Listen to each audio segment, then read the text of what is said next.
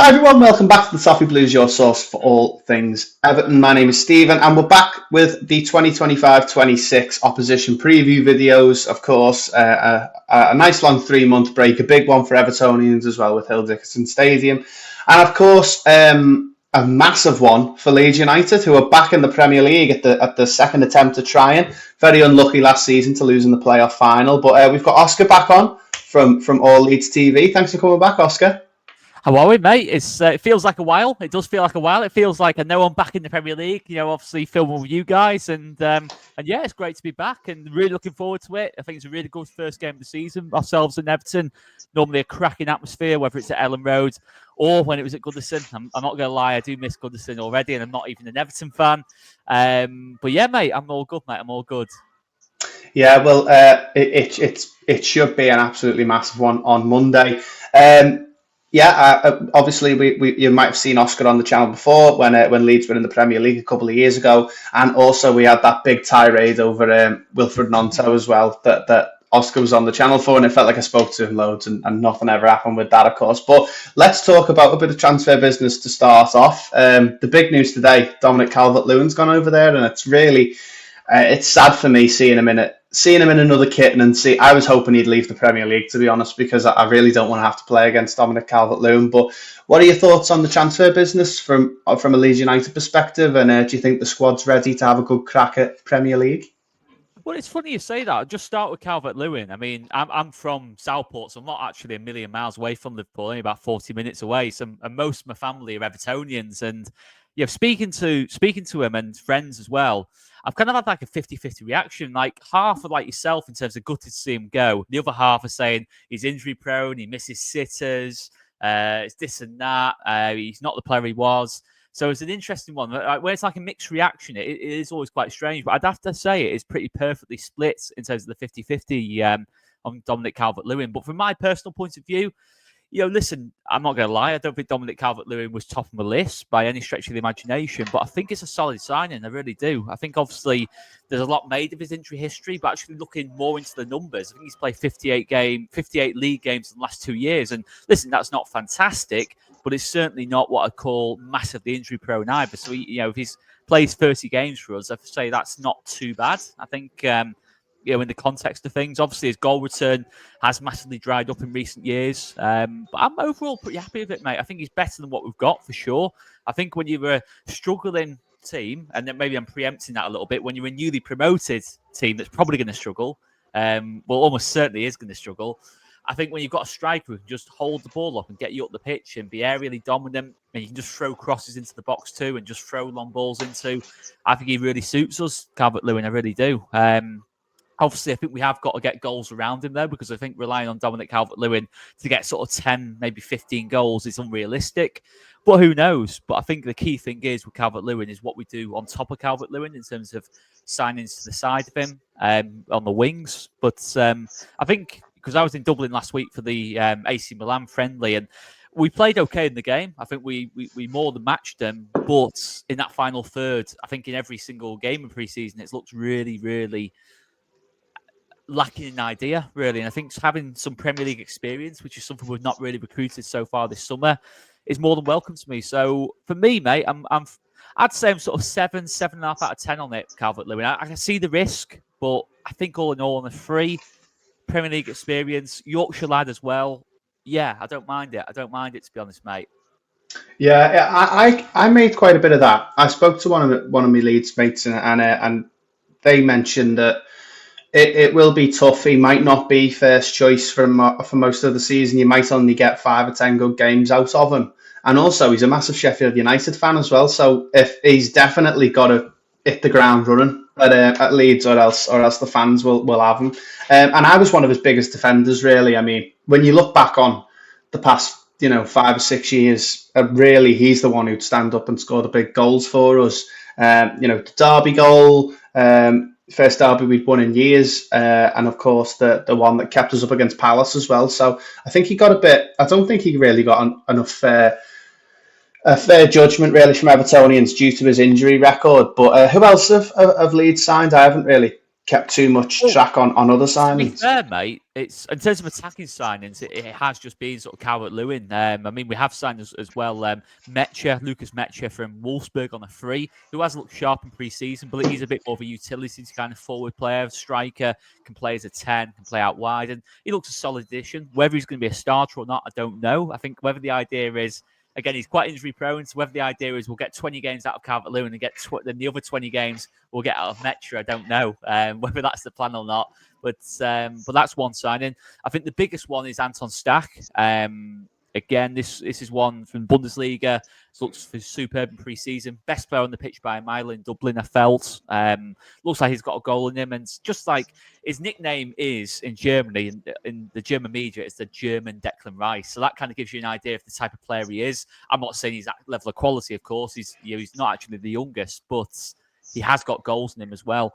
Alongside Anton Stach, Sean Longstaff's coming from Newcastle. I think he's going to be probably not a guaranteed starter, but I think he's a player who's going to get sort of 15, 20 starts over the season. Sort of one of those kind of players who's going to be in and out of the team. So it probably depends on the opponent a little bit in terms of what games he plays. But again, has looked sharp in pre-season. We had to replace Junior Firpo with Gabriel Goodmanson from Lille, who's looked solid, pacey, very different type of left back to Firpo. I think Firpo at this level in the past got caught out by the best wingers. I can remember Dwight McNeil having a few really good games against him. Anthony Gordon, when he was at your place, had a few good games against him. So, yeah, that's looks like an upgrade at left back. Jakob Biol going in alongside Joe Rodon from Udinese. Again, had a really good couple of seasons in Italy. Did well at the Euros for Slovenia. Did a great job on Harry Kane, especially in the last Euros. And in goal, probably the most important signing in terms of upgrade is Lucas Perry coming in as the Ilan Meslier replacement, who looks like he's going to leave the club. Again, Perry, we're only seen a half so far in Dublin, but in terms of watching through the footage of him, looks like a much better shot stopper.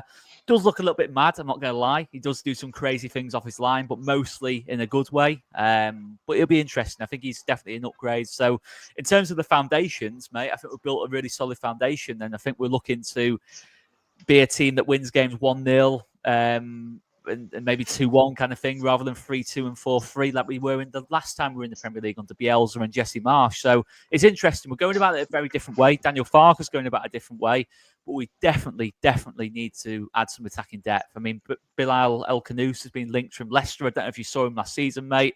I think he was one of Leicester's best players, certainly from what I've seen. Versatile number 10 who can sort of play on the wing as well. Useful player potentially. Noah Okafor, who played against us in Dublin for AC Milan, sort of a striker and winger. Again, looks good, but again, injury prone. So it's interesting the approach we're going for. But I think what we're going to sign, I think we have got definitely a few more signings in us. I certainly hope we have anyway, to have a chance of staying up.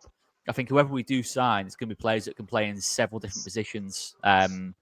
I think that's probably the key thing. So it's been quite a busy summer, but there's still a lot to do. Yeah, well, what about Daniel Farke? Because I think he splits a lot of opinion, doesn't he? Every time I see, I mean, I obviously see a lot of your tweets and people who follow you and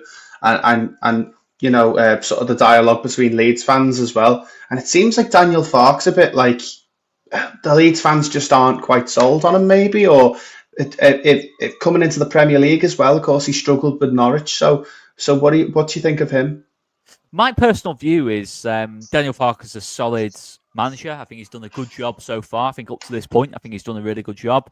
I do think his ideas in the Championship, we can't go forward to that in the Premier League. I think he has got to adapt. And to be fair to him, he has adapted. We've gone from like a 4-2-3-1, which was basically a 4-2-4, really. It was basically just two in midfield and then four attackers. And to be fair, there were some weeks where it was a bit frustrating, where we looked a bit disjointed, but most weeks, it worked well, that formation, over the last sort of 2 years, really. We've accumulated 190 points over the last two seasons, 100 last season, 90 the season before that. Lost a lot of key players in that time: Jorginho Rutter, Cruzencio Somerville, Archie Gray, Luis Sinistero, who was at Bournemouth, was at Bournemouth, sorry. A lot of key players left, and he's responded to it well.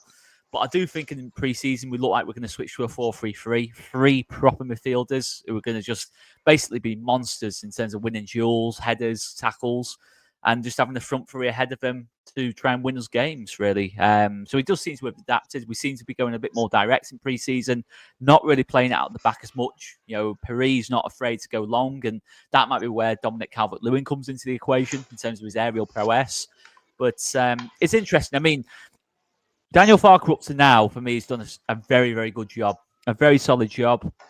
I think he's maximised what he's had to work with. I think in the first season, realistically, we didn't really have an opportunity to get promoted because we were so disjointed at the start of the season with dramas going elsewhere.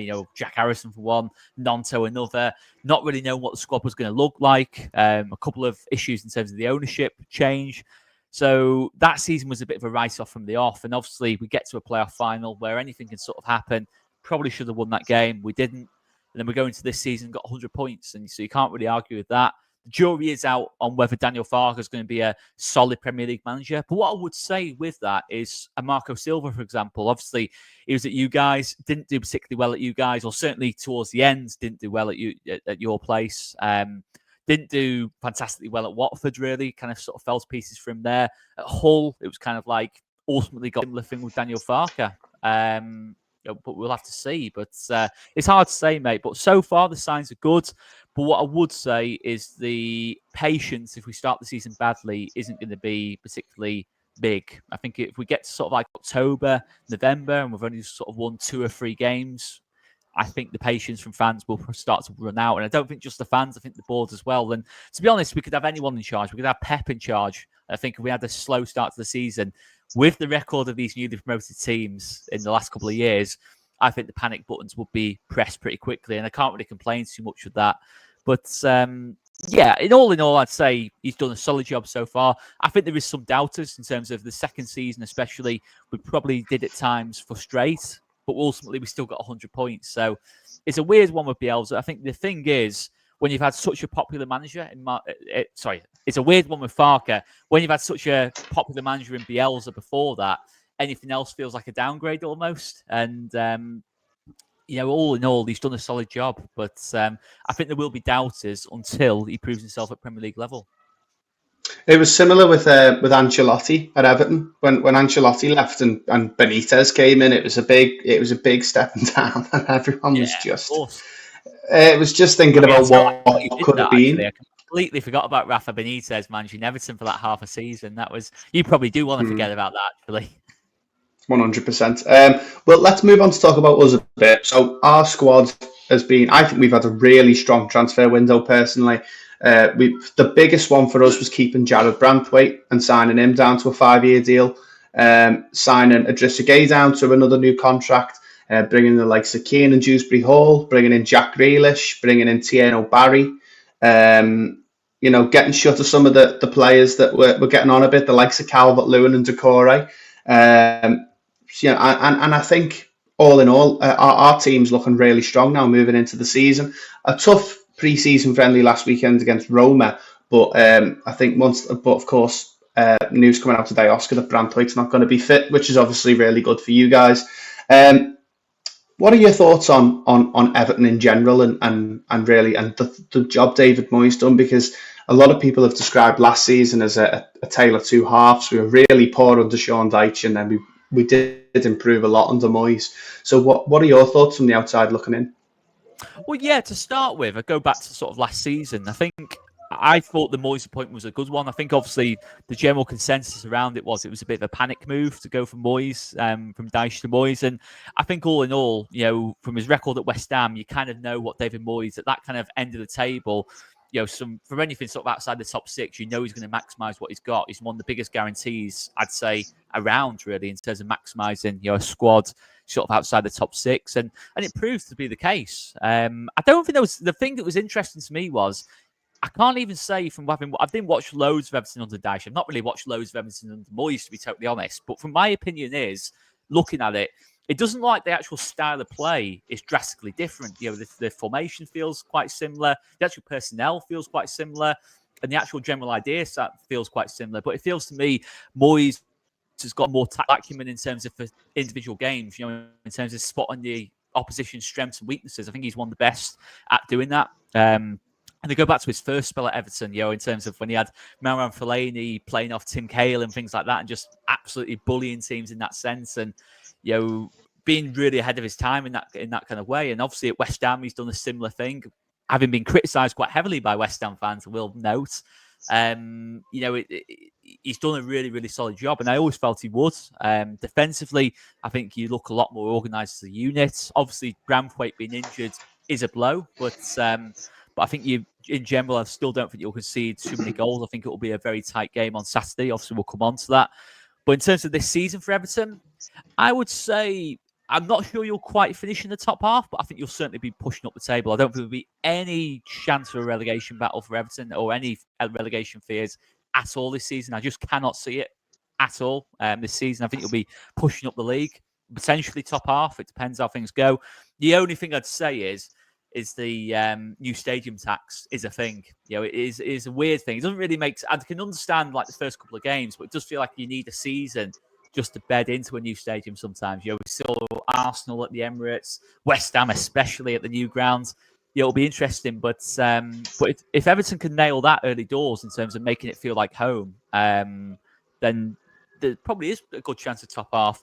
In terms of recruitment, I think Adam Asnou, I like that one. I do like that one. Obviously, aware of him from his time, obviously when he was like sort of a football manager, wonder kid kind of thing. And, what couple of games I've seen of him, he looks pretty solid to me in terms of what Everton need. A bit more technical than maybe your current sort of defenders. Yeah, definitely. He came on against in the Roma game last week. Mikalenko got injured about 10 minutes in, so he did.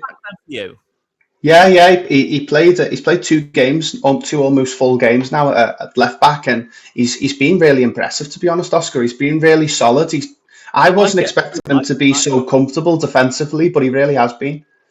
It feels like a Moyes type of fullback as well. Obviously Moyes has this perception, probably not from Everton fans, but outside of like sort of Everton fans of being a defensive manager. But in terms of, we all remember the Coleman, Baines days in terms of having overlapping fullbacks. I see Asnou potentially as being that type of fullback for you, not having to sort of play Jake O'Brien at fullback or Mikalenko, who's a bit more defensive. So it's interesting, that one.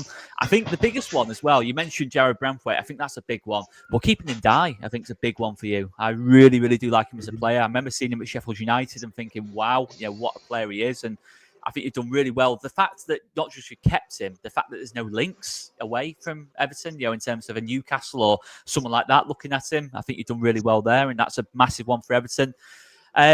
Dewsbury Hall, I think, is a really solid signing. I think he can play a bit more defensive, a bit more as a number 10. Alcaraz, obviously, he signed permanently, didn't he, as well? And Grealish is the interesting one because I can sort of see it going either way. And I think it will go either way. I don't think it'll be like he'll just be a 6, 7 out of 10. I think he'll either be absolutely amazing and back to his Villa form, or he'll be kind of a continuation of his Man City form. It'll be interesting which way that goes. The only thing I doubt a little bit with Grealish is that I think Ndai's best position seems to be on the left wing, and Grealish's best position seems to be on the left wing. So it's trying to work out how to sort of put both in the same team at the same time. But I think David Moyes, the manager, he's back to do that, with his experience. He's obviously signed Jack Grealish with a view to having a plan on what he's going to do with him. And Tianu Barry really stood out for Villarreal last season. A couple of good games against Barca, coming off the bench. And yeah, just a runner in behind, a bit more pace in behind for Everton, and probably what you needed a little bit more of, outside of sort of Better and Calvert-Lewin. And yeah, I think your recruitment's good. I think you've got a solid manager, and I think you will kick on.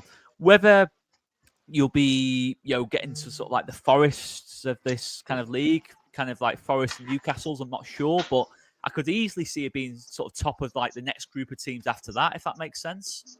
Yeah, I was personally, I think, without those 3 now, because of course Charlie Alcaraz has signed permanently as well.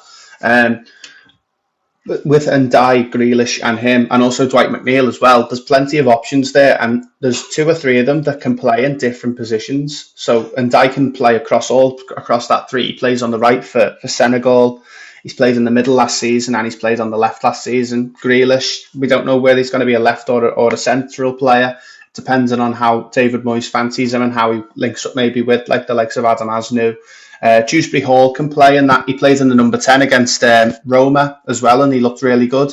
as well. You know, we're looking at a number 6 as well to go in it, but he probably might play there, and Charlie Alcaraz as well can play in all 3 positions. So it's going to be one of them, I think, where he sort of is going to keep moving them. It's one thing that he used to do an awful lot back in the day, Moyes, where he would often switch the wingers over. He'd have like the likes of Leon Osman would start on the left and Pinar on the right, and then he'd swap them, and then he'd put Fellaini in the middle and drop Pinar over or something like that. So we're going to have to see how that works out. But Hill Dickinson Stadium, I went last week, had the pleasure to go, and it's a terrific place to go, and it really felt like it carried a lot of the Everton spirit across with it for me.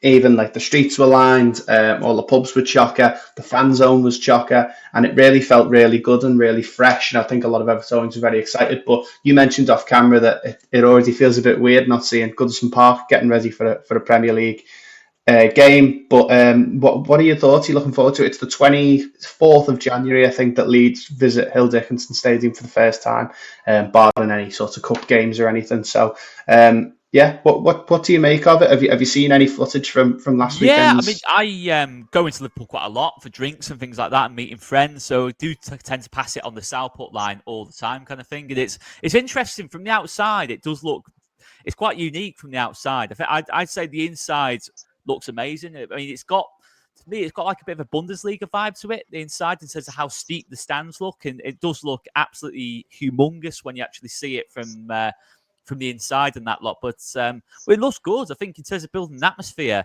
because that was the thing with the Emirates and West Ham and with Tottenham to an extent. These other sort of stadium moves, in terms of when you move to a bit more of like what I call like just a bowl stadium, a corporate bowl stadium, sometimes the atmosphere suffers. But I think with Everton, the design of the grounds, the way it's all been planned, I think you'll still be fine in terms of atmosphere, because the fans are still so close to the pitch there. So yeah, I think it's going to be a good move. I think there will be some kind of hangover. Really, I don't know what. I can't explain why it is when teams move into new stadiums to the hangover. But I think over time, I think it will prove to be a really good move. But I can't lie. Going to Goodison, Villa Park, probably at Anfield. Actually, to be fair, probably my 3 favourite grounds to go to as an away fan. So it will be weird not going to Goodison. But yeah, ultimately, sometimes things do need to move forward. And obviously, the fact the stadium will stay where it is as well, won't be knocked down, I think is pretty special as well. In terms of still having, like memory. Obviously, the women's team will be playing there as well. So still having competitive football there is great. An opportunity for fans from, say abroad or Australia, for example, to still see football at Goodison Park. I think that's the thing that's probably fantastic for the Everton fan base as a whole. So yeah, I think it's been really cleverly done by Everton Football Club. I think it really helps the profile of the club having those 2 stadiums as well. But I think anyone who sort of questions whether it is sort of like an Emirates or an Olympic Stadium situation, I'd just urge them to visit it. I think you really do get a feeling that it has been designed specifically by Evertonians, and everything feels very, very Everton about even it. though it is, just by the dock, the kind of thing. It's just, especially in the winter kind of thing. I don't think many teams are going to like going there in the winter, kind of thing. In terms of how windy it's going to get in the winter. Yeah, and it does. It is a nice place to be. It feels like a day out. It feels like I was in there last weekend, and I was like, God, you usually get this maybe once a season if you get to Wembley, but it felt like that. You really felt looked after, and you felt like there was a lot of space. It was really accessible. It was bright. It was new. It was brilliant. But let's go back on to Leeds for just a moment. Looking at the lineup for the game on Monday, anyone who, a bit of team news maybe for the Evertonians watching about who you think might start? Yeah, I mean, so the big one for us is Jayden Bogle, who was superb last season, had a really good preseason so far, but picked up an injury. It looks like Jayden Bogle is going to be back for this game, or is going to be a late fitness test. But I think if Jayden Bogle's even sort of 75%, 80% fit, I think he starts this game. His replacement in the last couple of games in preseason, Isaac Schmidt, who looked solid last season when he played, has looked really off it in preseason. Really struggled against Villarreal, really struggled against AC. And I would be thinking, if I was an Everton fan, I'd certainly be wanting Ndai to be running at Isaac Schmidt. But it looks like Jayden Bogle will be back. So that'll be an interesting battle down that side of the pitch. Jacobiol, our new signing from Udinese, picked up a red card in his last game at Udinese, so he's suspended. So it'll be Rodon and Pascal Strauch. That's pretty much certain at centre back. Gabriel Goodmanson will go in at left back, and in goal will be Paris. The midfield three looks pretty set at Ampadu, Stack, and Tanaka. There's an outside chance Longstaff might come in for the game, but I think it will be that midfield three. And then the front three as well, it seems pretty much locked in. It'll be Nonto on the left, Dan James on the right, and I think it'll be Joel Peru through the middle. And Joel Peru is one of those. He's a bit like Daniel Farke on the pitch in terms of fan perception kind of thing. If you look at his goal return, it's been really, really solid. Technically, there's no doubt he's a really good player. I think he is Premier League quality just from purely with a ball at his feet in terms of pinging passes, finishing. I think he is Premier League quality. The issue is physically in terms of up against big physical centre backs, pressing, all these different bits and pieces. He's not the hardest working forward. Although in pre-season he has been working really hard physically. I think he won the bleep test, a few other fitness challenges, which amazed me, by the way, when that came through. Let's see that he won that, but I still think probably a little bit off being a starting number 9 at this level. But ultimately, he will still get goals. It's just the other side of things. What he'll cost us in terms of not being able to press and hold the ball up is a bit of an issue for a newly promoted team. So that is the kind of like the 11 that I'm pretty sure you'll see. The only doubt is whether Jaden Bogle will be back. If he's back, it'll be if he's not back, it'll be Schmidt or Sambaram at right back. And either way, Ndiaye will be, and Asnu will certainly fancy causing problems there down that left-hand side. It's going to be a really interesting one, I think, for neutrals as well, as a sort of test for a really good championship side in Leeds against a pretty average team in Everton that are also got a lot of new players and there's a lot of expectation on to finally kick on a bit. If Leeds win on Monday, it's going to put a big spanner in the works for Everton, I think, and also it's going to make people question a lot about, is this the year that the newly promoted teams can have a bit more of a crack at it? If Everton run away and win, if we run away with it, which I'm not expecting us to do, but if we would, then I think it'll bring a lot of question about the integrity of the league that we saw last season. Because I mean, Southampton were absolutely poor, and they just edged Leeds United in the playoff final. So you really don't know what to believe anymore with the gap between the Championship and the Premier League. But hopefully, I mean, I think it's going to be a pretty good game. But score prediction?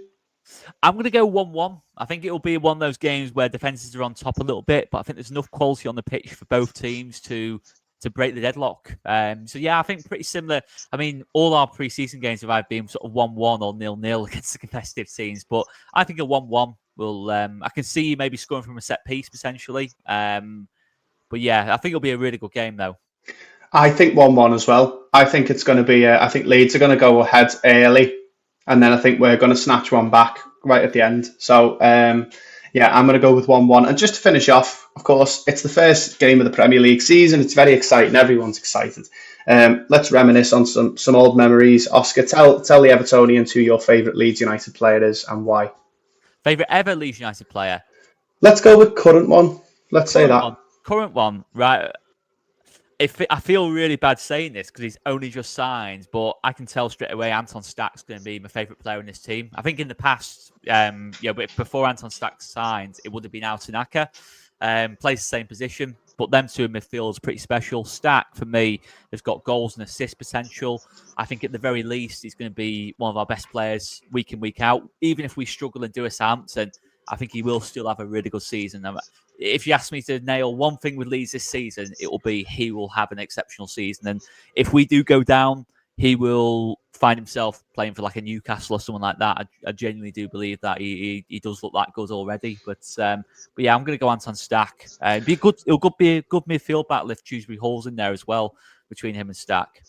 Well, that's definitely one that I'll look out for because I saw a bit of Hall has a bit of history of Leeds as well. When Leicester got promoted, we didn't.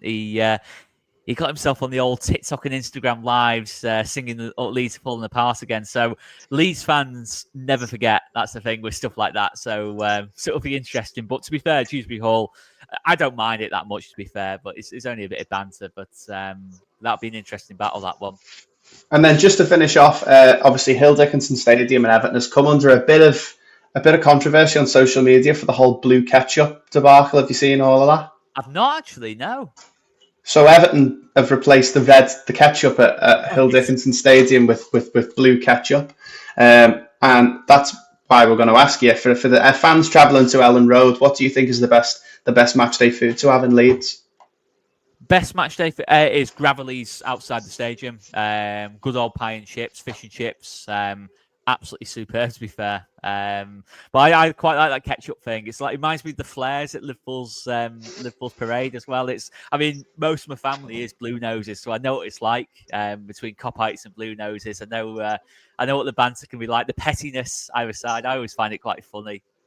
It is, it is. But thank you so much for coming on, Oscar. Just remind all the Evertonians where we can find all your content. So you can find us on All East TV. We're on YouTube, TikTok, Instagram, and X. I should about to say Twitter then. X. So if you just look us up on any of those platforms or all of those platforms, if you really want to help us out, you'll find us on there. And a mixture of content, mainly at home games. We do sort of vlogs, post-match reactions, previews, the usual really. So if you do want to check us out, guys, please do. And we'll certainly have a fantastic vlog, no matter the result, for the Everton game. Because we know on a Monday night, under the lights, it's going to be a first game of the season.